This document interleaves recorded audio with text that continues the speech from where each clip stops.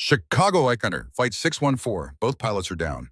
The voice on the radio was calm, impossibly calm. The kind of calm that does not belong to someone in danger. It belonged to someone who had already decided what they were going to do and had simply begun doing it.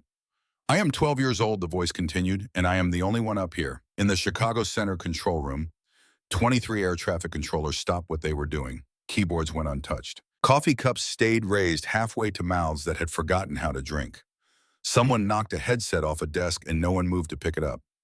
Garrett Calloway heard it from across the room. He was 67 years old. He had developed over the course of a long career in military aviation and 19 years in this room a precise internal taxonomy of emergencies. Not a formal one, not the kind written in manuals or taught in training programs. The kind that accumulates in a man over decades of listening to other people's worst moments through a pair of headphones. There were emergencies that sounded like emergencies from the first word. The voices that came through shaking breathless, climbing in pitch with every transmission. Those were serious. But they were manageable because the person on the other end was still inside their fear, still letting it drive, and fear that loud tends to burn through quickly and leave something cleaner behind. Then there were the other kind, the voices that had already passed through fear and come out somewhere else entirely. The voices that understood without saying so that there was no longer any option except forward. Those were the ones that made Garrett Calloway's hands go still. He crossed the room in 7 steps. He put on the headset. He pressed the transmit button, and somewhere over the state of Georgia, a 12-year-old girl heard his voice for the first time. Neither of them knew yet what the next 40 minutes would cost them. Neither of them knew what it would give them either. 6 hours earlier, Chicago O'Hare International Airport, Gate C-14. The thing about Lily Morgan was that she had always been watching. Not in the way children watch things full of wonder and distraction, eyes moving on to the next bright object. Lily watched the way a student watches, the way a craftsman watches, with the specific patience of someone who understands that every detail matters and that you only get one chance to see something for the first time. She was 12 years old, slight for her age, with her mother's sharp dark eyes and a jaw that could have been carved from the same stubbornness that had made her father argue with 3 different engineers for 45 minutes at a design review and turn out to be right about all of it. She wore a gray hoodie with the Boeing logo on the chest, a gift from a pilot who had visited her school 2 years ago and made the mistake of taking questions from the audience without setting a time limit. Lily had asked 11 of them. She remembered every answer. At Gate C-14, she stood at the floor-to-ceiling windows that overlooked the tarmac, and she watched the ground crew service the aircraft that would carry her south. Boeing 737-800. She knew this the way other children knew the names of pop singers or athletes. She knew it by the curve of the winglets, by the placement of the engines, by the precise geometry of the tail. She had logged 412 hours in a simulator built around this exact airframe. She knew where every switch lived. She knew what every warning light meant. She knew the checklist for normal operations and the checklist for things that were not normal. She knew all of this because knowing it was the closest she could get to her mother. Robert Morgan sat in the gate chairs behind her, watching his daughter watch the plane. He was 54 years old, a retired aerospace engineer, a quiet man who had learned a particular kind of patience over the last 14 months. Not the patience of someone at peace, the patience of someone who has decided that falling apart is a luxury they cannot afford. He held a carry-on bag in his lap. He held it the way you hold something breakable, the way you hold something you know you cannot replace. Inside the bag, wrapped in a blue velvet cloth and nested between 2 folded sweaters, was a small urn. Brushed pewter, no larger than a thermos. And inside that urn was what remained of Captain Grace Morgan, United States Air Force, decorated combat pilot, devoted mother, the best person Robert had ever known. They were taking her to Florida, to a beach near the town where Grace had grown up. She had made Robert promise in the weeks after her diagnosis, before the accident, took the choice away from all of them. She had made him promise with the same direct, unblinking practicality that she brought to everything. She had made him write it down. He had not looked at the urn since he packed it. He had looked at everything around it. Lily turned from the window. 737-800, she said. CFM 56-7B engines. Range of about 3,500 miles. We're only going to Miami. That's less than 1,400. I know, Bo, Robert said. The aircraft is probably 8 to 12 years old based on the winglet configuration. They've done some retrofitting. You can tell by the antenna placement. Lily, she looked at him. She understood that he was not asking her to stop because the information was wrong. She understood that he was asking her to stop because sometimes information is a way of not feeling something, and he could see through it. She sat down next to him. For a moment, neither of them spoke. The gate area hummed around them. A baby cried 3 rows back. An old man in a veteran's cap slept with his chin on his chest. The departure board clicked over with a soft, mechanical sound that Lily had always liked. She would have known everything you just told me, Robert said finally. And then some. Lily nodded. She looked down at her hands. Do you think she's been on this plane before? Robert considered this carefully. Probably. She flew in and out of O'Hare a dozen times a year. Lily looked back at the aircraft through the window. Something shifted in her expression. Something that was not quite comfort, but was adjacent to it. She had told herself this was just a flight, a task to complete, a promise to keep. But standing here watching the ground crew move around the aircraft with their practiced, unhurried competence, she felt the familiar pull. The feeling that had been with her since she was 8 years old and her mother had lifted her up to see through a chain-link fence at the edge of a small airfield, and she had watched a Cessna bank into the afternoon sky, and something in her chest had rearranged itself permanently. She loved this. She had always loved this. And loving it was the only way she knew to grieve. The jet bridge smelled like all jet bridges smell. That combination of recycled air, an industrial cleaner, and something else that Lily had never been able to name but that she associated completely and permanently with departure, with the threshold between the ordinary world and the one that exists above the clouds. She walked slowly. She always walks slowly on jet bridges. The forward door of the aircraft was staffed by a flight attendant named Evelyn, a woman in her mid-40s with sharp eyes and an efficient smile that had been refined over 15 years of doing this job well. She greeted passengers the way good flight attendants do, with complete attention for approximately 1 second each, enough to make every person feel seen without holding up the line. When Lily stepped through the door, Evelyn's attention lasted longer than 1 second. The girl was looking at everything, not nervously, not distractedly. She was looking the way someone looks when they are confirming information they already possess. Her eyes moved to the forward galley, to the emergency equipment panel, to the slightly open door of the flight deck, where 2 pilots sat running through pre-flight checks. You've flown before, Evelyn said. It was not a question. On simulators, Lily said, hundreds of hours, not a real one. Evelyn looked at her for a moment. What's your name? Lily Morgan. Well, Lily Morgan. Evelyn leaned slightly closer, lowering her voice in the way of someone about to offer something unofficial. Let me see if I can get you a look at the flight deck before we push back. No promises, but the captain sometimes says yes if we ask nicely. Something behind Lily's eyes came alive. Robert, stepping in behind her, caught Evelyn's eye and mouthed the words, thank you. Row 14, seats A and B. Window in middle. Lily pressed her face to the oval window the moment she was buckled in. She watched the ground crew finish their checks. She watched the fuel lines disconnect. She watched a baggage handler pause to look at his phone and then look up at the sky for a moment before going back to work, a gesture so human and unremarkable that it stayed with her. Robert put the carry-on in the overhead bin. He did it carefully. He closed the bin with both hands. Evelyn appeared at their row 10 minutes later. The captain will see you now, she said to Lily, and for just a moment her professional manner slipped into something warmer. Don't touch anything. Lily was already unbuckled. The flight deck of a Boeing 737-800 is smaller than most people imagine. It is a room built entirely for purpose, every surface covered in function, every inch of space assigned a specific role. There is almost nothing decorative about it, almost nothing wasted. Lily stepped inside and went very still. Captain Wallace was in the left seat. He was 58 years old, broad-shouldered and deliberate in his movements, with the kind of face that has been weathered not by age exactly, but by accumulated experience. 31 years of commercial aviation. He was 3 months from his last flight before mandatory retirement. He had made peace with this in the careful, private way that men of his generation make peace with things. He turned when Evelyn brought Lily in and had already arranged his face into the expression for greeting a child at the controls. Warm, slightly theatrical. The performance that says, isn't this something? He looked at the girl. He read her face and revised the performance entirely. You know what this is, he said, gesturing at the panel in front of him. It was not a question. Mode control panel, Lily said. That's the autopilot interface. Heading, select altitude, hold vertical speed. She pointed without touching. That's the primary flight display. Attitude indicator, airspeed, altitude, vertical speed again. And that's the navigation display. Course waypoints, weather radar overlay. Wallace was quiet for a moment. How old are you? 12. He looked at her for another moment. Then he glanced at Evelyn with an expression she had not seen on him before.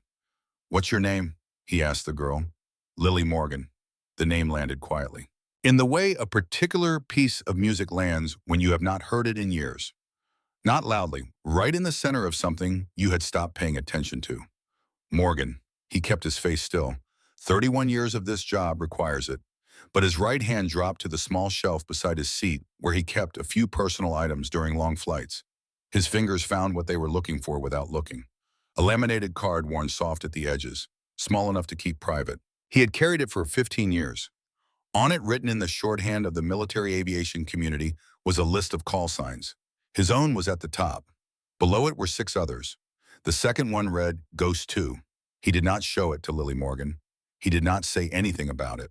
He answered her questions about the instrumentation with the patience of a man who understood that this child was not asking to be polite. He answered her questions about crosswind technique and fuel load calculation and the behavior of the CFM56 engines at high altitude. He answered her questions, and he thought about a woman he had flown with more than 15 years ago, a woman with sharp dark eyes and a quality of stillness that the best pilots have, the kind that does not come from calm, but from certainty.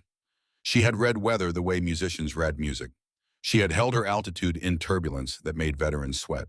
Her call sign had been Ghost 2, and her name had been Grace Morgan, and she had died 14 months ago in a training accident that Wallace had read about in an aviation newsletter and had not been able to stop thinking about since. He thought about all of this and kept his face still and told Lily Morgan it was time to get back to her seat. She thanked him. She meant it. And as she turned to go, she paused at the threshold and looked back one more time at the panel, at all of it, just for a moment. Then she went back to row 14 and pressed her face to the window and watched Chicago fall away beneath her as Flight 614 climbed through the clouds into the first clear sky she had seen in months. 32,000 feet, cruising altitude. The world below was a geography of weather. Cloud formations that stretched to every horizon lit by afternoon sun into shapes that had no names. Lily watched them and did not try to name them. Robert had fallen asleep in the seat beside her. His head was tilted back, his breathing slow. He slept the way people sleep when exhaustion has finally outpaced grief. Not peacefully, exactly, but completely. The cabin had settled into its cruising rhythm, the low, persistent roar of the engines, the small sounds of people adjusting, reading, listening through headphones. A child 2 rows back had been fussing, but had gone quiet. The flight attendants moved through the cabin with the calm efficiency of people who have made this same journey so many times it has become its own kind of meditation. Lily had her simulator manual open on the tray table.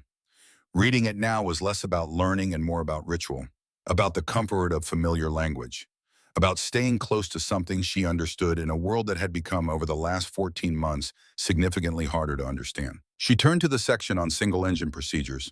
She was not thinking about anything in particular. She was not premonitioned or guided by anything except the quiet compulsion of a mind that cannot stop preparing for things. She read, 22 minutes after reaching cruising altitude, First Officer Holt moved for the 3rd time in 4 minutes to rub his eyes. Lily noticed this the way she noticed most things. Without drama, with simple attention. Holt was in the right seat. He had been mostly still since leveling off, as co-pilots often are, during routine cruise monitoring, available, present, without being active.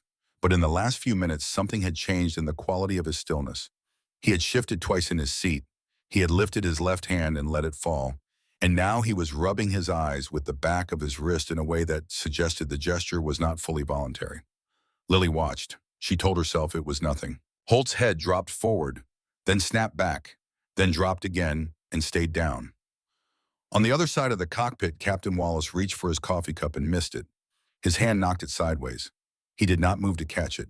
His eyes were closed. Lily was already out of her seat. She had not made a decision. The decision had made her. She moved up the aisle at a pace that was fast enough to be purposeful and controlled enough not to panic the passengers she passed. She reached Evelyn in the forward galley and said in a voice that was quiet and clear, "Something is wrong with the pilots." Evelyn looked at her. "Both of them," Lily said. In the next 30 seconds, 2 things happened at once. Evelyn moved to the flight deck door and pushed it open and made a sound that Lily would remember for the rest of her life. A single sharp intake of breath. Not a scream. Something worse than a scream. The sound of someone encountering the thing they were trained to handle and discovering that training and readiness are not the same. And somewhere in row 14, the carry-on bag shifted in the overhead bin. Robert had packed the bag carefully. He had secured the urn between two folded sweaters and believed this was enough. He had not accounted for a 4-degree pitch change as the autopilot made a minor course adjustment. He had not accounted for the way the bag had gradually shifted during the flight as passengers in surrounding rows stowed and retrieved items. The bin opened, the bag tilted, the blue velvet cloth came loose. The urn landed in the aisle 3 rows behind where Lily was standing. The sound it made was not loud. It was a sound that somehow cut through every other sound in that aircraft. Several passengers turned. The lid had come free. The velvet had unrolled. And in the aisle of Flight 614 at 32,000 feet, what was left of Captain Grace Morgan lay exposed. Beside it, 2 things that Robert Morgan had not put there himself: a small envelope sealed with wax and a set of silver pilot's wings. Robert was awake now. He had lurched from his seat at the sound and stood in the aisle staring at these things as if they were objects he had never seen before, because he had never seen them before. Because Grace had placed them there herself at some point before she died, and she had never told him they existed. He picked up the envelope. He picked up the wings. His hands were shaking. He looked at the seal on the envelope. It was intact. Whatever was inside had never been read. At the front of the cabin, Evelyn's voice came over the intercom. It was steady. She had found that steadiness from somewhere professional and necessary, and it was costing her. Ladies and gentlemen, we are experiencing a situation in the flight deck. If there is anyone on board with flight experience of any kind, please make yourself known to a flight attendant immediately. The cabin erupted, not loudly, in the murmuring way of a large group of people who have been told something alarming and have not yet decided what to do with the information. Lily did not hear any of it. She was already at the flight deck door. She looked in at Wallace and Holt, both unconscious in their seats. Faces pale and slack, the aircraft holding level on autopilot, the instruments showing everything nominal, except the small blinking light on the pressurization panel that she recognized immediately because she had read about it, had studied. It had run through the checklist for it 4 times in her simulator at home. Cabin pressurization fault, hypoxia, gradual silent without warning. The kind that does not feel like anything except tiredness until it is too late. She understood in that moment what had happened. She understood it faster than she would later be able to explain, in the way that deep preparation sometimes bypasses conscious thought and becomes something closer to instinct. She turned to Evelyn. "I need to go in there," Lily said. Evelyn looked at her. She looked at this 12-year-old girl in the Boeing hoodie with the sharp dark eyes, and she made the calculation that no amount of training prepares you for. The calculation between what is impossible and what is necessary. Behind them, Robert Morgan had made his way up the aisle with the sealed envelope in his hand, the silver wings pressed against his palm, his face composed of fear and something else, something he had not yet named. He looked at his daughter. He looked at the open flight deck door. He looked at the instrument panel beyond it. "Lily," he said, his voice was not steady. "You don't have to." She looked at him. Her expression carried something that had nothing to do with aircraft or altimeters or emergency checklists. It carried something that was about the 2 of them and the woman they were bringing south, and the 14 months they had spent learning to live inside a silence that was still too large for either of them. "Yes, I do," she said. She stepped into the flight deck. She sat in the right seat. The seat was too large. She was 12 years old, and the seat had been adjusted for a grown man, but her hands found the yoke without fumbling, and her feet found the rudder pedals, and her eyes moved across the instrument panel in the practiced, systematic scan she had performed 412 times in simulation. Altitude 32,000 feet. Stable. Airspeed 461 knots. Normal. Heading 142 degrees. On course. Autopilot engage. Fuel balance port tank showing variance. Pressurization fault light blinking. She reached over and corrected the pressurization manually. She found the control without looking. She adjusted it the way you adjust something you have done before, with the calm efficiency of repetition, even though she had only ever done it in a room in her house in Illinois alone in a simulator that smelled like carpet and old electronics. Then she picked up the radio. Her voice, when it came out, was the voice of someone who has decided that fear is not currently useful. "Mayday, Mayday, Mayday, this is Flight 614 out of Chicago O'Hare bound for Miami.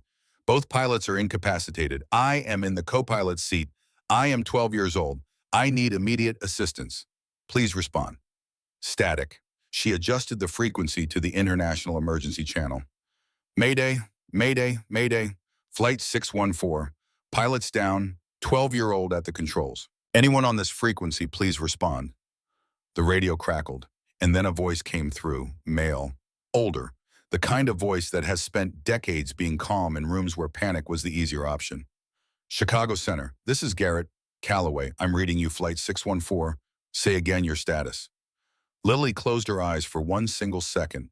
Then she opened them and started talking. Outside the windscreen, 32,000 feet above the turning Earth, the sky was exactly what it always was. Enormous. Waiting. And Lily Morgan, 12 years old, daughter of the best pilot Garrett Calloway had ever known, though he did not know that yet, held the aircraft level and began the longest conversation of her life. Garrett Calloway had taken the headset from a younger controller named Briggs without explaining why. Briggs had started to object and then looked at Garrett's face and decided against it. 23 years of seniority and a certain quality of expression communicate more than words. Garrett sat down, he adjusted the headset, he pressed transmit. There was a reason he had not explained to Briggs. There was a reason he would not explain to anyone in this room tonight. 15 years ago, Garrett Calloway had signed a report. A maintenance and personnel review following a pressurization incident during a military training exercise over Nevada. The report had recommended permanent flight restriction for one of the pilots' involvement, a recommendation he had made, not because he believed it was correct, but because the institutional pressure to find a clear cause had been greater than his certainty that the cause they had found was not the right one. The pilot's name had been Grace Morgan. She had been the finest instinctive aviator he had ever shared airspace with. She had read weather the way musicians read music. She had a quality that cannot be taught and cannot be faked, the quality of belonging in the sky, in a way that made everything she did up there look not difficult, but inevitable. He had known signing that report that he was ending something that should not be ended. He had signed it anyway, and he had carried that knowledge in the specific contained way of a man who understands that certain debts cannot be settled and must simply be carried. Grace Morgan had never flown military again. She had transferred to training operations. She had died 14 months ago in a ground accident during a routine equipment check. Garrett had read about it in an aviation newsletter and had not been able to finish his coffee that morning. When the voice on the emergency frequency said the name Morgan, something in him had gone very still. He was not going to hand this frequency to anyone else. He settled into the chair and keyed the radio. Flight 614, this is Chicago Center, Garrett Calloway speaking. I have you loud and clear. What is your current altitude and heading? A pause, brief. The pause of someone scanning instruments, not panicking. Altitude is 32,000 feet. Heading 142. Airspeed 461 knots. Autopilot is engaged. I've corrected the pressurization fault. I think that's what put the pilots down. Garrett looked at the radar return for Flight 614. Steady, straight, exactly where it should be. That's a correct assessment, he said. You did the right thing. How are the pilots? Both unconscious, breathing. Color is bad. I haven't moved them yet. Don't move them, let them rest where they are. The pressurization correction will help. How are you doing? A brief pause. I'm okay, she said. I need to know what to do about the fuel imbalance. Port tank is showing variance. It's been building for about 4 minutes. Around Garrett, the room had gone quiet in stages the way a large space goes quiet when something commands it. Not all at once, but in a spreading wave until the only sounds were the ambient hum of equipment and the voice of a 12-year-old girl describing her fuel situation with the precision of someone reading from a technical document. How much variance are we talking about? Garrett said. About 200 pounds. Port is heavier. It'll start affecting the trim if it gets to 400. Garrett exhaled through his nose. He had been a pilot for 22 years before a compression fracture in his lower spine had ended his flying career and redirected him to this room. In those 22 years, he had encountered a fuel imbalance in flight exactly twice. He remembered both occasions in complete detail. He remembered the specific sequence of corrections. He also remembered that knowing what to do and being able to explain it to someone who has never done it before are two entirely different skills. He decided to be direct. There's a fuel cross-feed system. It lets you transfer fuel between tanks to correct an imbalance. You're going to need to find the fuel control panel, overhead panel center section. I see it. You're faster than I expected. I know this panel, Lily said. I've run the cross-feed procedure in simulation. I wanted to confirm before I touched anything real. Garrett put his hand over the microphone for a moment. He looked at the controller to his left, a woman named Patricia, who had been in this room almost as long as he had. She was watching him with an expression that contained everything she was not saying out loud. He went back to Lily. Walk me through what you're doing as you do it, he said. Every step. Opening crossfeed valve, left to right transfer, setting rate to slow. A pause. Valve is open. Transfer is active. Watching the gauges. Good. Keep watching. It'll take a few minutes to see results. In the 12 seconds of silence that followed, Garrett let himself feel the weight of what was happening. He let it land in the way that he normally did not permit things to land during active traffic management. A 12-year-old girl was managing a fuel imbalance on a 737 at cruise altitude, while two unconscious pilots breathed shallowly in their seats behind her. And she was doing it correctly. She was doing it with the procedural confidence of someone who had earned the knowledge through repetition, through the unglamorous, unwitnessed work of studying a thing until it became part of how you think. He thought about where knowledge like that comes from. He thought about what it costs to acquire it. He thought about who teaches it. How's the gauge looking, he said. Variance it is down to 160, still moving in the right direction. Good. Leave the transfer running and tell me about the electrical. I'm seeing some fluctuation on your transponder signal. A pause, son. Yeah, Lily said. I was going to mention that. Voltage is reading low on the main bus. It's been dropping slowly. I don't know what it read before. Can you check the APU? Already looking. A brief silence. A PU is available, but not online. Do you want me to start it? Yes. Button on the overhead panel aft section. Found it. Starting now. A soft mechanical sound came through the radio. Then Lily's voice again. A PU is online. Voltage stabilizing. Main bus is coming back up. Garrett allowed himself a single slow breath. The control room had not returned to normal. Controllers who had been managing their own sectors had called supervisors to take over so they could stand at a distance and listen. Someone had brought in the facility manager. Someone else had already made a call to the FAA Emergency Operations Center. The room had become, without anyone announcing it, a space dedicated entirely to one aircraft and one voice.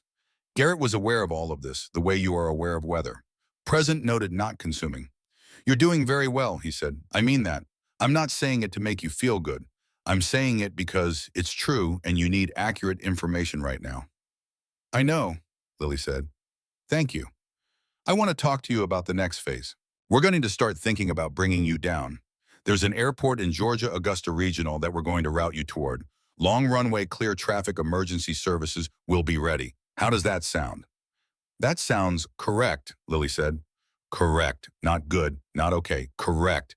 As if she had evaluated the decision against a set of criteria and found it satisfactory. Garrett was about to respond when the frequency changed. Not Lily's voice. A different voice, strained and barely conscious, coming from somewhere close to the microphone. Don't re-engage. Garrett straightened. Flight 614, who was that? A short pause, then Lily quieter. That was First Officer Holt. He was awake for a moment. He said, don't re-engage something. He was looking at the autopilot when he said it. He's out again. Garrett's blood went cold in the efficient way of someone who understands immediately what a piece of information means. He had been briefed years ago during recurrent training about a class of failure mode in hybrid autopilot systems. A cascade fault scenario in which a secondary control law corrupted by a pressurization-related sensor dropout could cause the autopilot to command a pitch-down input upon re-engagement after a manual override. It was rare, documented, the kind of thing that lived in technical bulletins that most people never read. It was the kind of thing that would turn a manageable situation into an unsurvivable one. Lily listened to me carefully. Do not touch the autopilot disconnect switch. Do not re-engage it for any reason. Leave it exactly as it is. It's currently engaged, she said. It's been flying the aircraft this whole time. I know, leave it engaged. Don't disconnect it, and don't try to re-engage it if it drops on its own. If it drops, you take the yoke. You fly the aircraft manually. Do you understand? A silence, longer than the others. Garrett did not fill it. He had learned a long time ago that some silences need to complete themselves. Yes, Lily said, I understand. Good. If the autopilot drops, I will be right here. I will walk you through every single input. You will not be alone for 1 second. Are we clear?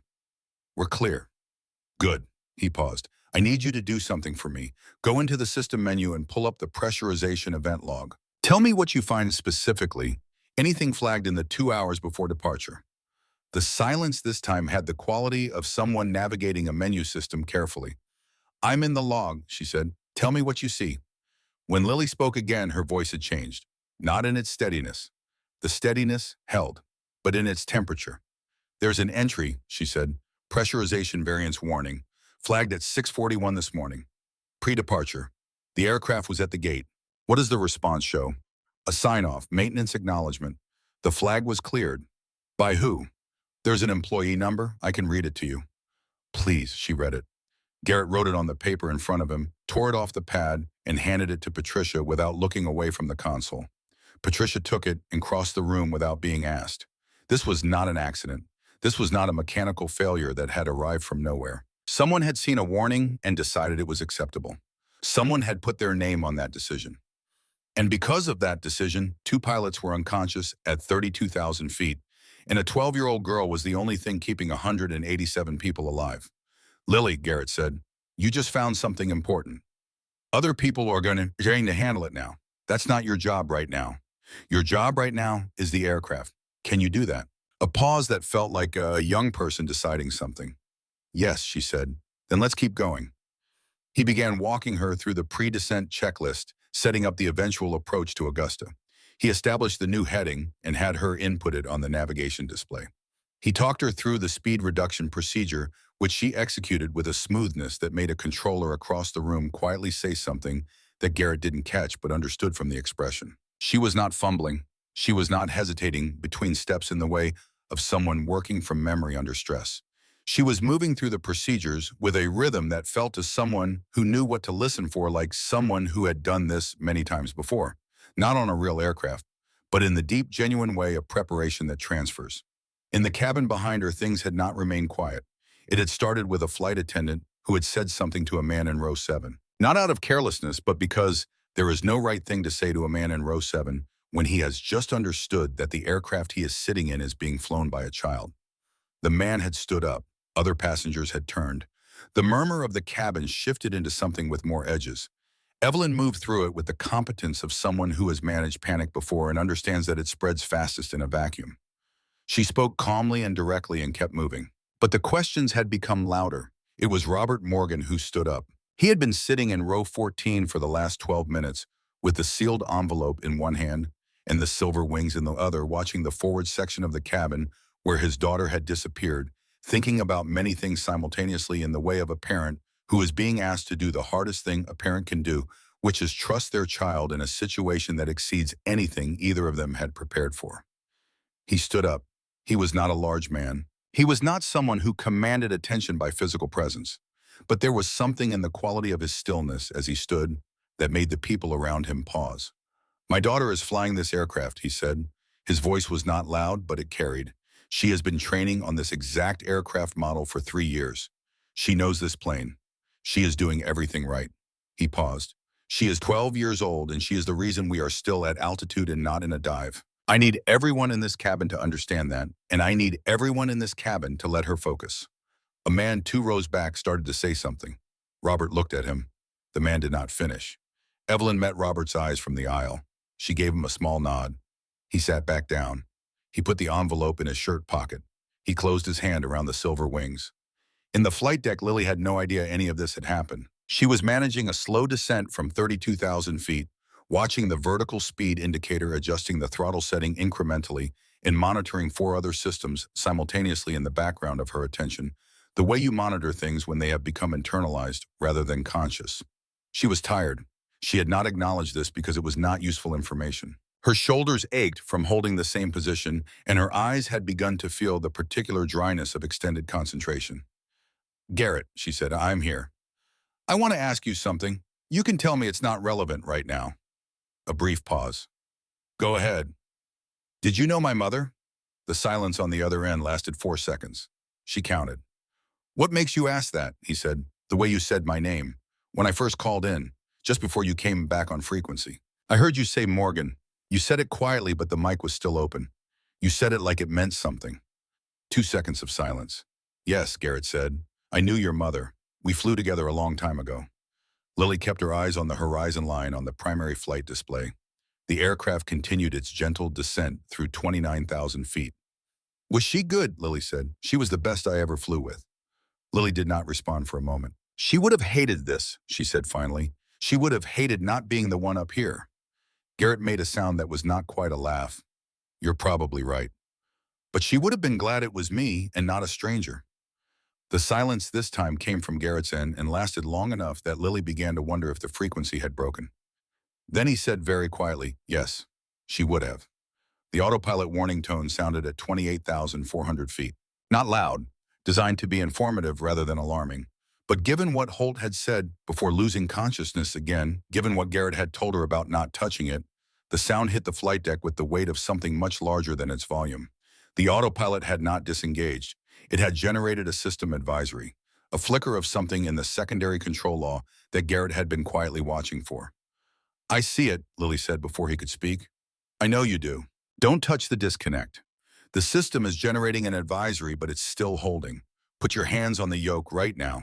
Not to fly it, just to hold it. Feel what it's doing. She did. The yoke had a quality under her hands that she had felt in simulation, but which was different here in a way she could not fully articulate.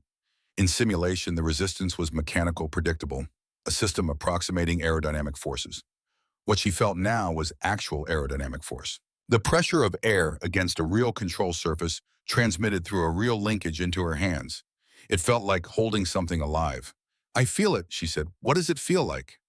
Like it wants to stay level, like it knows what it's supposed to be doing. That's the aircraft, Garrett said. The autopilot is helping it, and now your hands are part of that. You're not separate from the system right now. You're part of it. She understood what he was doing. He was giving her a framework, a way of thinking about what she was inside of that would make the next step when it came feel less like an interruption and more like a continuation. She kept her hands on the yoke. She kept watching the instruments. She kept ascending. The facility manager had been standing behind Garrett for the last 8 minutes. He was a careful man named Douglas, 20 years in the FAA, and he was careful enough to have waited until a natural pause before leaning down and saying quietly, but with the weight of authority, that legal had concerns about continuing to direct an unlicensed minor to operate a commercial aircraft, and that they needed to discuss the liability framework. Garrett turned and looked at Douglas with an expression that Douglas would describe afterward to his wife, in terms he had to think carefully about before using. She is the only thing keeping 187 people alive, Garrett said. His voice was exactly the same volume it had been all evening. Unless you have a licensed pilot you can materialize in that flight deck, in the next 30 seconds I am going to continue talking to her. And if you would like to explain your liability concerns to the families of 187 people, I am certain they will be very interested to hear them. Douglas went and stood by the wall. Garrett went back to the frequency. Lily, I'm here. Tell me what you see on the weather radar. She described it. A cell developing to their south right of their approach corridor, not in their direct path, but close enough to generate turbulence on final approach. She described the velocity indication and the color banding with the eye of someone who had read a great many weather radar documents at an age when most children were reading something else. You read radar, Garrett said. My mother had a display at home. She used to explain it to me over breakfast. Garrett looked at the corresponding display on his own console. Her description was exact. He thought about a woman sitting at a kitchen table with her daughter explaining the color coding of weather radar over eggs and coffee. Not because she had a lesson plan, not because she was trying to create a pilot, because this was what she loved, and this was who she was, and the things we love flow out of us, whether we intend them to or not, into the spaces around us, into the people close to us. He picked up the secondary line and called the FAA duty officer. I need you to pull maintenance records for Flight 614, he said. Aircraft registration, tail number, pre-departure work orders, and specifically the name and certification status of whoever signed off on a pressurization advisory at 0641 this morning. He paused. Yes, I'll hold. He kept the primary frequency open. He kept listening to Lily breathing and adjusting and watching and managing. He kept one ear on the aircraft and one on the phone, and his eyes on the screen where a dot of light moved steadily across the Georgia night, carrying the people inside it towards something that had not yet been decided. In the cabin, Evelyn moved through the rows with the quiet authority of someone who has decided that her job in this moment is to hold a space. She spoke to individuals. She brought water. She stopped at row 14. Robert Morgan sat with his eyes forward, both hands in his lap, the silver wings pressed between his palms. She's doing everything right, Evelyn said. The controller on the ground said so. Robert nodded without looking up. She has your wife's focus, Evelyn said. I don't know how else to describe it. The same quality when she walked into that cockpit. Robert finally looked up. His eyes were dry. He had been fighting very hard to keep them that way. She has everything from her mother, he said. Everything that matters. In the flight deck, Lily Morgan held the yoke of a Boeing 737-800 in her hands and felt the aircraft moving beneath her touch. And she watched the instruments that told her where she was, and she listened for the voice of a man she had never met, who had known her mother, and she flew. She had not said this to Garrett. She had not said it to anyone.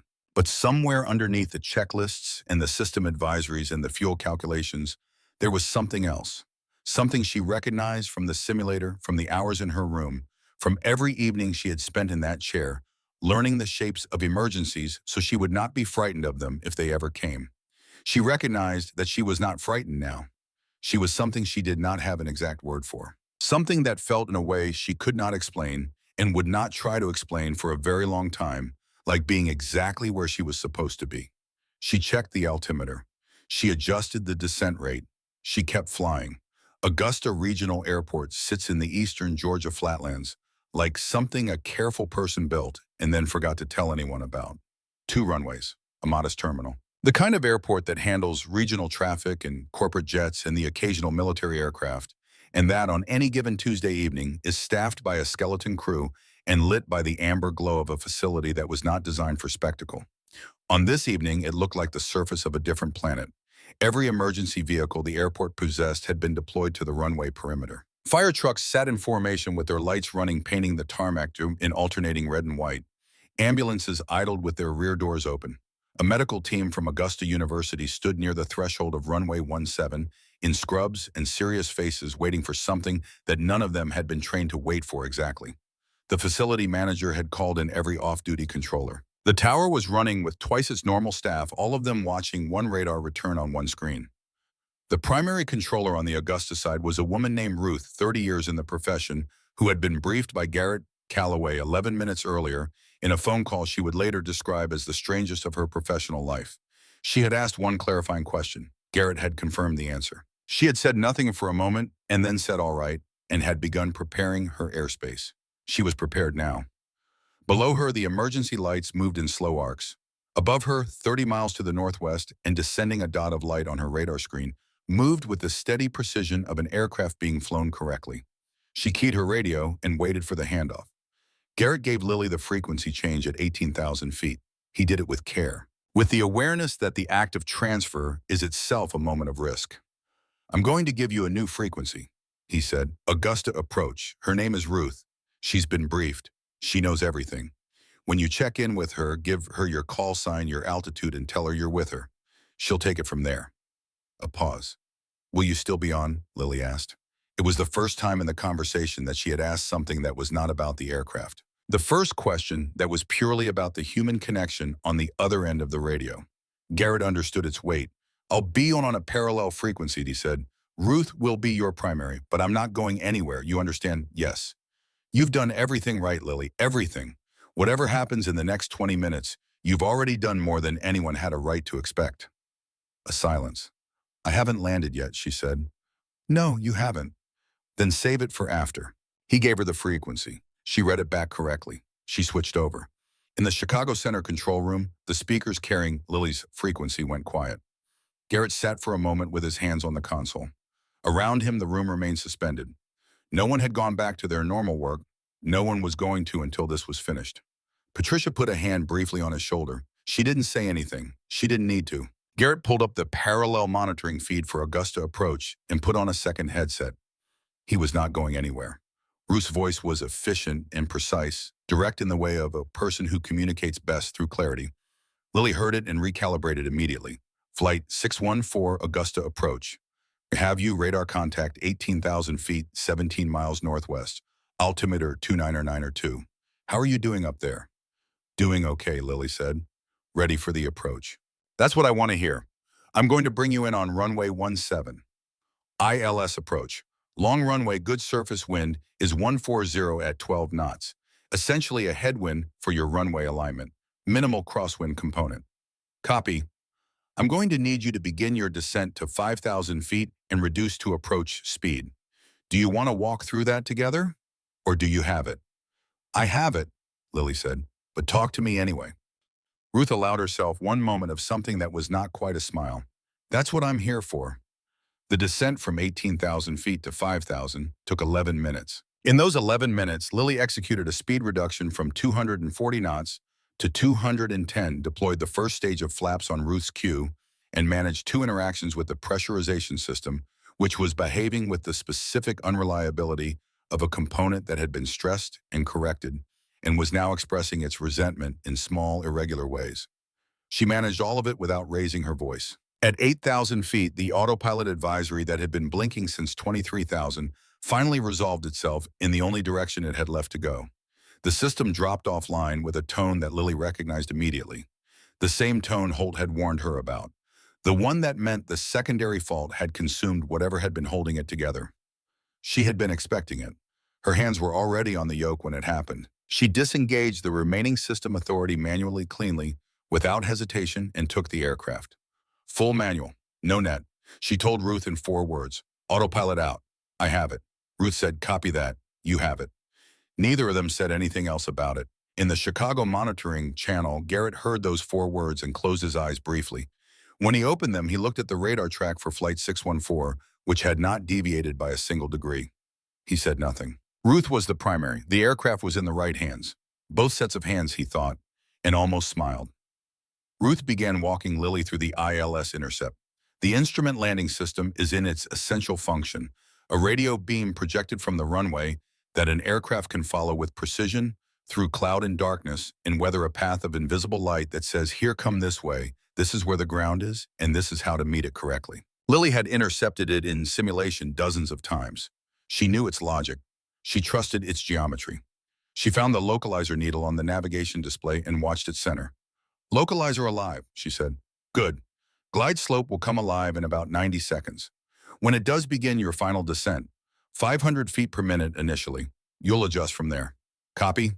The aircraft moved through 6,000 feet. The lights of Augusta were visible now through the windscreen, the sprawl of a medium-sized American city at night, all amber and white, the geometric patterns of streets and parking lots, and the darker shapes of parks and reservoirs. Lily looked at it for exactly 1 second and then looked back at the instruments. The glide slope needle began to move. "Glide slope alive," she said. "Beginning descent. You're looking good, Flight 614. Lily eased the throttle back and felt the nose drop into the descent, and something in her that had been very tightly wound began slowly to acknowledge the possibility that this might actually end correctly. She did not relax. She could not afford to relax. But somewhere beneath the operational layer of her attention, something shifted, and then the left engine fuel pressure light came on. A small light, red, on the lower portion of the engine instrumentation panel, where it had no business being at this stage of an approach. Its presence communicated something that Lily understood immediately and which arrived in her chest like cold water. She looked at the fuel quantity gauge for the left tank. The crossfeed correction she had made an hour ago had balanced the tanks to within acceptable variance. She had monitored it since. She had done everything correctly. What she could not have accounted for was a fuel line check valve that had been failing slowly across the last 3 flights, flagged in a maintenance log and reviewed and cleared by the same employee who had cleared the pressurization advisory that morning. A valve that had now failed completely at 2,800 feet on final approach to Augusta Regional Airport. The left engine flamed out, not dramatic. That was the terrible thing about it, simply a reduction. A dropping away of 1/2 of the sound that had been the background of everything for the last hour. One engine. The aircraft yawed left immediately. The controls went asymmetric. Right rudder, right yoke, the instinctive compensation for an aircraft that wants to fall toward its dead engine. She held it. The localizer needle stayed centered. She applied the correction before Ruth finished saying her name. "Flight 614. "I have it," Lily said. Left engine flame out, right rudder applied. "Maintaining localizer." In the tower cab, Ruth's hand went flat on the console. She looked at her co-controller. The look between them contained everything that could not be said on frequency. She keyed the radio. "Copy that, Flight 614. Left engine out. You are going to execute a single-engine approach. Do not attempt a go-around. You have enough energy and enough runway. Stay on the localizer. Keep your descent rate at 500 feet per minute. Don't let the nose drop." "Understood," Lily said. On the parallel channel, Garrett Calloway heard all of this. He did not transmit. Ruth was the primary. He had given her the aircraft, and he would not take it back without cause. But his hand went to the transmit button and rested there, not pressing. He was aware of something happening in him that was not professional. That was about a woman who had deserved better than the report he had signed. That was about a debt he had carried for 15 years in the specific, contained way of someone who understands that certain debts cannot be settled. He pressed the transmit button on the monitoring channel. Lily would not hear it. He knew she would not hear it. The monitoring channel was one-way observation, his voice going nowhere except into the recording systems of the Chicago Center facility. He said it anyway. "Your mother knew," he said quietly. "She knew exactly who you were going to be.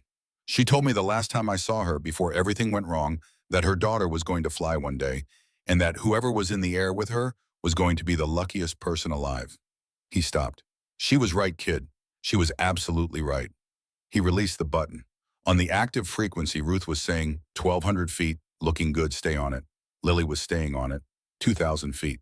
The runway was filling the windscreen now, the way runways do at 2,000 feet on a correct approach, taking up the center of the view, the lights organized into the clear geometry of arrival. She could see the fire trucks in her peripheral vision, the flashing red and white, the clustered shapes of the emergency vehicles that had arranged themselves to receive her. She did not look at them, 1,800 feet. The single operating engine required constant right rudder input, which was tiring in a way that was different from the general tiredness of the last hour. This was muscular. Her right leg pressing against a pedal that wanted to return to neutral, maintaining a correction that physics was actively working against. Her leg began to shake. She pressed harder. 1,500 feet. In the cabin, Evelyn had taken her jump seat and buckled in. She had looked down the rows of passengers, all of them belted, most of them gripping armrests or each other. A woman in row 9 was crying silently. The old veteran in the cap who had slept through most of the drama was awake and sitting with his hands on his knees and his eyes straight forward, a composure so absolute that Evelyn found it steadying. Robert Morgan was in row 14 with his eyes closed and both hands wrapped around the silver wings his wife had placed in an urn for a daughter she had known would need them. His lips were moving. 1,200 feet. Ruth said, "Looking good. Stay on the center line. Ease it in." Lily looked at the aiming point, and she looked at the primary flight display, and she looked at the airspeed, and she felt everything simultaneously. The yoke and the rudder and the throttle and the sound of the single engine that was still running, the one that was still doing its job, the one that had not quit. 1,000 feet. In the back of her awareness underneath everything else, there was a thought she had been not thinking for the last hour. She had been not thinking it because she could not afford it during active flight management. She had a little room for it now. She thought about her mother sitting at a kitchen table explaining weather radar. She thought about her mother's hands on the edge of a chain-link fence when Lily was 8 years old, lifting her up to see through to the airfield. She thought about the evenings her mother had spent with her at the simulator, not correcting her but watching the way you watch something you trust to find its own way. She thought about all of this in the specific, present, almost physical way of a skill that was passed from one body to another. Not stored, embodied. Her right leg stopped shaking. She pressed the rudder pedal with absolute steadiness. 800 feet. "Flaps to full," Ruth said. Lily moved the lever. The aircraft settled into the increased drag, slowing the geometry of the approach sharpening. The controls changed again under her hands, and she adjusted without hesitation. 600 feet. The runway was close enough now to see the surface markings, the white numbers, and the centerline dashes, the aiming point markers painted 2,000 feet from the threshold. 500 feet. "Looking good," Ruth said. "You're lined up, you're on the glide slope. Ease it in." 300 feet. Lily looked at the aiming point. She looked at the airspeed.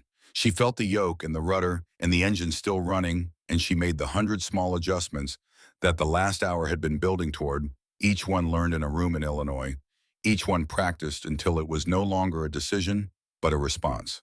200 feet. "Throttle back," Ruth said. "Let her settle." 100 feet. Lily pulled the throttle toward idle. The engine noise decreased. The aircraft floated for 1 second in the ground effect, that cushion of compressed air between the wings and the runway surface. And in that 1 second, everything became very simple. There was the aircraft, and there was the ground, and there was the small necessary input required to bring them together correctly. She pulled back gently on the yoke. The nose rose slightly. The main gear touched the runway. A real landing, not the perfectly smooth touchdown of a simulation session. A small bounce, a moment of recontact, the full weight of the aircraft settling onto rubber and asphalt with a sound that was somewhere between impact and arrival. The tires screamed. Right thrust reverser deployed. Brakes applied steadily, not abruptly, letting the deceleration build progressively. The aircraft slowed. The runway markers moved past the windscreen at decreasing speed. The centerline stripes that had been blurring became distinct again as the speed came down. 120 knots, 80, 60. The aircraft rolled to a stop in the second quarter of the runway, well clear of the far end, centered on the yellow line with the emergency vehicles already moving toward it from both sides. Lily took her hands off the yoke. She looked at them. They were shaking, both of them. The shaking had been there for the last 2 minutes, she realized, but she had not noticed it because the work had required everything she had. The work was no longer requiring it. Her body was catching up. In the tower, Ruth sat back in her chair and put her headset on the console and covered her face with both hands for a moment. Her co-controller looked at the radar screen where Flight 614 sat motionless on runway 17, and then looked at the ceiling for no particular reason. On the monitoring channel, Garrett Calloway heard Ruth's voice come through professional and precise. Flight 614, you are down. Emergency services are en route. Excellent work. A pause, then Lily's voice very quiet. Thank you, Ruth. Another pause. Thank you, Garrett. In Chicago, in a control room that had gone completely silent, Garrett Calloway put both hands flat on the console and looked at the radar screen where a dot of light sat still on the Georgia tarmac. He did not say anything for a long time. Patricia put her hand on his shoulder again. This time she left it there. The forward door opened 40 seconds later. Emergency teams came aboard with the organized urgency of professionals executing a preparation. Paramedics moved to the flight deck.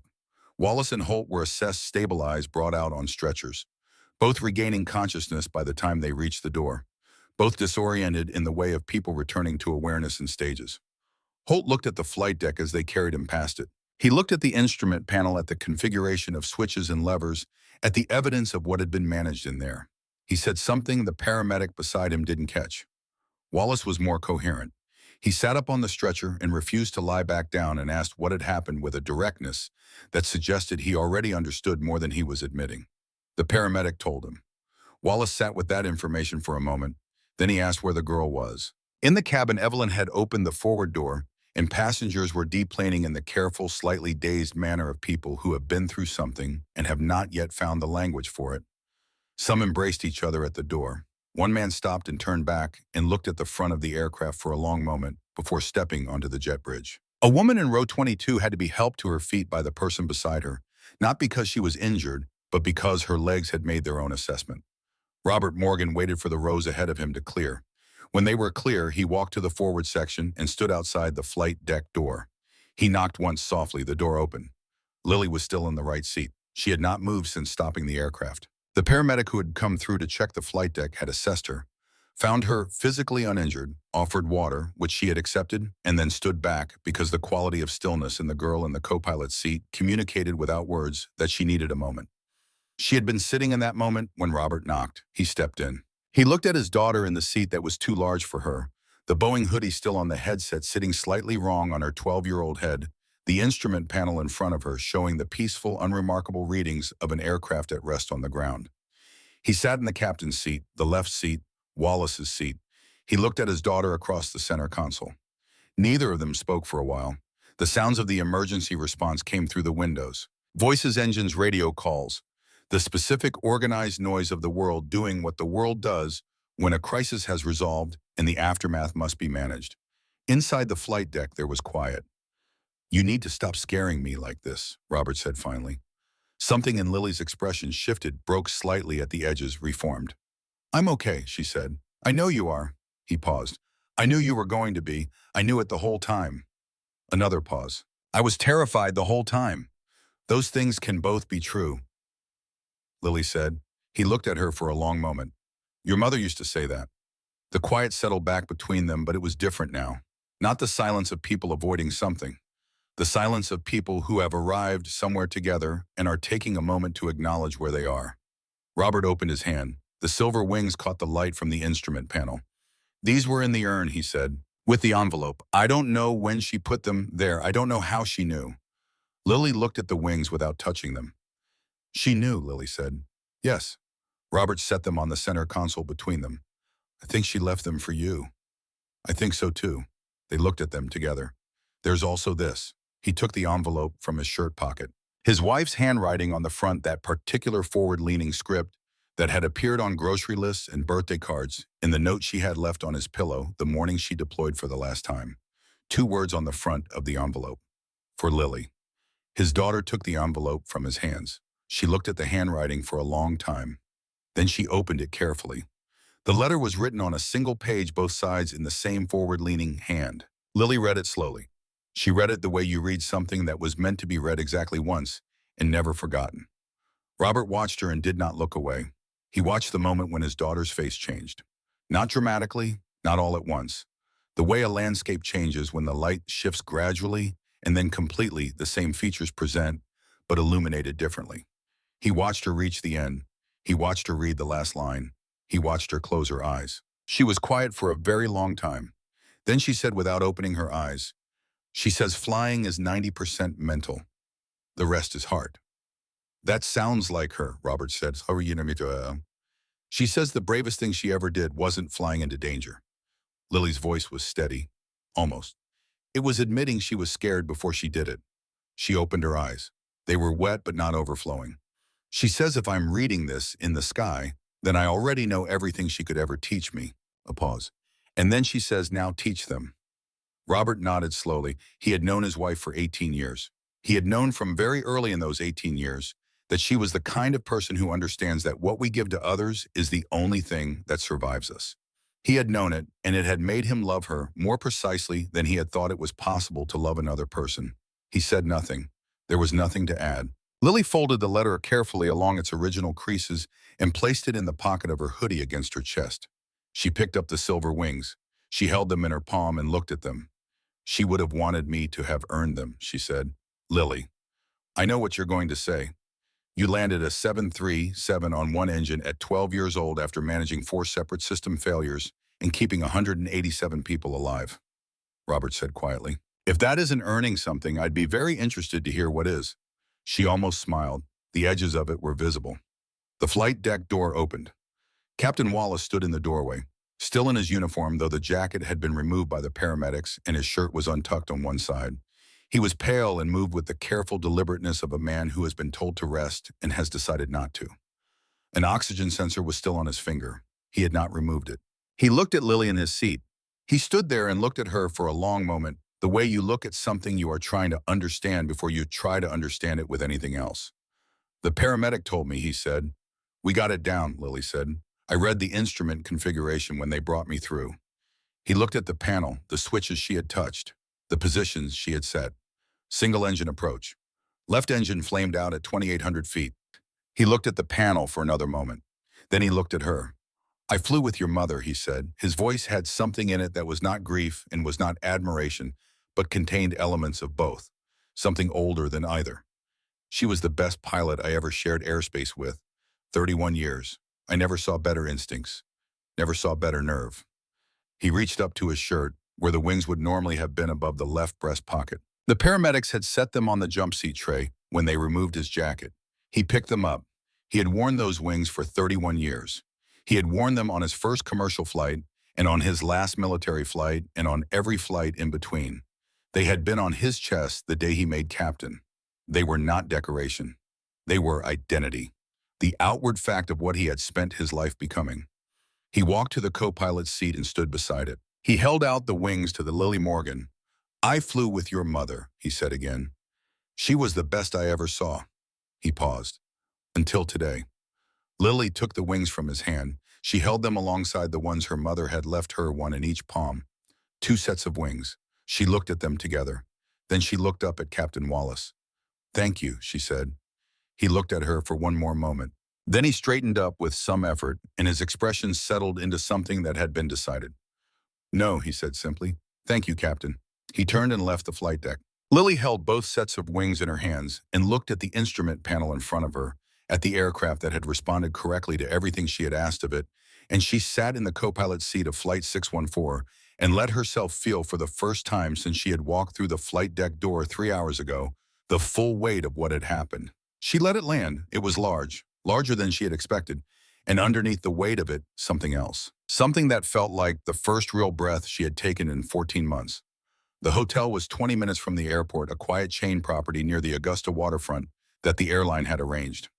The rooms were standard and clean and overlooked a stretch of the Savannah River where the lights of the opposite bank reflected in long, wobbling lines on the dark water. Lily and Robert had a room on the fourth floor. They did not talk about the interviews that had been requested. They did not talk about the FAA investigators who wanted a briefing in the morning or the airline representatives who had handed them cards with apologies that could not be made large enough or the messages accumulating on Robert's phone from numbers he did not recognize. They ordered food from room service that neither of them ate much of. They sat for a while in the quiet of the room, and the quiet was not uncomfortable. It was the quiet of people who have been through something large together and have arrived on the other side and need a moment before the next thing begins. At 10 o'clock, Lily stood up and picked up the velvet cloth and the pewter urn from the table where Robert had set it when they came in. She looked at her father. He stood without being asked.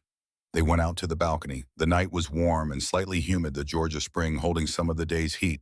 The river moved below them, dark and wide and constant.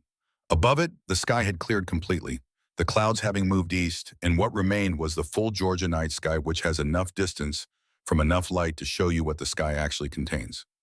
Stars, a great many of them. The specific arrangement of stars that has been there longer than there have been people to look at it, and that will be there long after, and that does not require witnesses to be what it is. Robert stood beside his daughter and put his hand on her shoulder. Lily held the urn. She held it the way you hold something you are about to release, with the simultaneous care of holding and the necessary loosening of letting go. She opened the lid.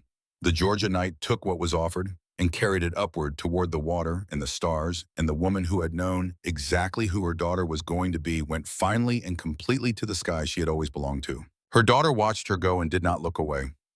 Robert was quiet for a long moment. "She would have saluted you," he said.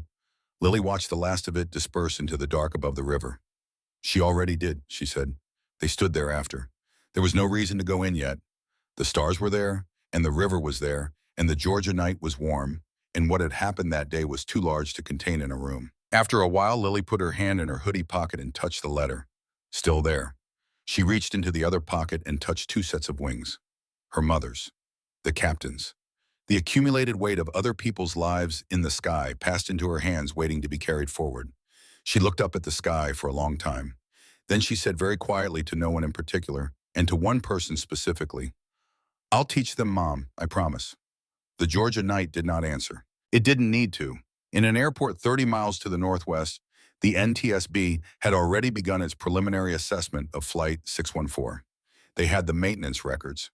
They had the sign-off logs with the employee number that Lily had read aloud into an emergency frequency 3 hours earlier. They had the data from the flight recorders, which showed in precise numerical detail every input made to the aircraft from the moment both pilots lost consciousness until the moment the aircraft stopped on runway 17. Every heading correction, every fuel management decision, every response to every system advisory. The single-engine approach in a crosswind with a 12-year-old at the controls executed with the procedural accuracy of someone who had done it many times before. They would review it for months. They would write reports.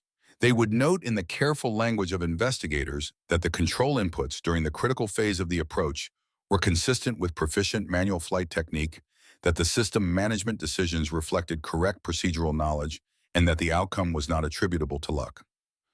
The man who had signed off on 2 separate advisories that morning would lose his certification before the month was out. The airline would revise its inspection protocols in ways that would affect every aircraft in their fleet. Aviation training programs would add a new case study to their curriculum and would argue in journals and conference rooms for years afterward about what it meant and what it proved and what it required of them going forward. None of that was Lily's concern tonight. Tonight, she stood on the balcony in Georgia with her father's hand on her shoulder and her mother's instructions folded against her chest, and she looked at the sky that she now understood in a way she could not have articulated, but would spend the rest of her life demonstrating was not something separate from her. It was where she was from. In Chicago, Garrett Calloway drove home from the control room at 11:40 at night, having stayed 3 hours past the end of his shift. He drove the familiar route without the radio. He parked in his driveway and sat for a moment in the car before going inside. He thought about a report he had signed 15 years ago. He thought about the weight of it, which had not changed, and he thought about a 12-year-old girl's voice on an emergency frequency which had. He thought about something Grace Morgan had said to him the last time he had seen her before the report. before everything on the tarmac of a Nevada airbase in the late afternoon when the light was the particular gold of a day finishing well. She had been talking about her daughter who was 2 years old at the time and had apparently spent the morning pointing at the sky and making engine sounds. She's going to fly one day, Grace had said, and whoever's up there with her is going to be the luckiest person alive. He had not remembered that until tonight. He sat in his driveway for another minute. Then he got out of the car and went inside, and the night was quiet around him, in the way it is quiet when something that needed to happen has finally happened. There is a question without a clean answer. Maybe that is the point. Someone gave you something, a skill they loved enough to share over a breakfast table. A way of looking at a problem. A stubbornness that everybody around you called a flaw until the day it turned out to be the only thing that worked. They gave it to you without knowing they were giving it. You received it without knowing you were receiving it. And then one day in the moment when everything depended on something you did not know you had, you discovered it was there. Who was that person for you? And does the person you're thinking of know what they gave you?